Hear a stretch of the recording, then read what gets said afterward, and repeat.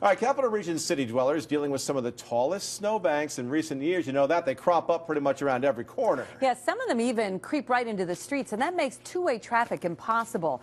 Craig Smith is in Schenectady, where one city council member is suggesting changes that could make for some wider berths and possibly fewer traffic tickets, too. Craig? Hi, Liz. Yeah, I'm driving up Fairview Avenue here in Schenectady, in the Bellevue section. It's one of the areas, as you can see here, where the traffic does jut out into the street because of the snowbanks. It's an area where drivers are forced to go a little bit slower, be a little more patient with one another, as you can see here. It's a scenario here where one city council member is hoping everyone keeps it peaceful.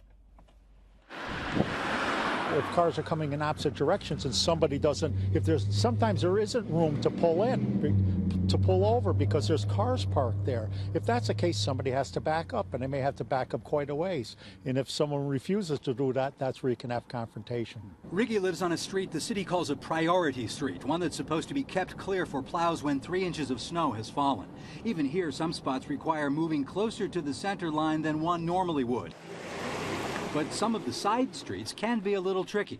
Here's one on Hamilton Hill. Right here up there is kind of like blocked off with snow, so cars are like parked more outward, more down the street, and you gotta like maneuver more. Riggi acknowledges the city has seen worse. Anyone who recalls Christmas Eve 2002 remembers long waiting times in places for a single pass from a city plow. I wish they were all plowed, and we're certainly working. That was 12 years ago. Current Mayor Gary McCarthy suggests the existing system works if people work with it, with some patience. And he says he can always declare a snow emergency if necessary.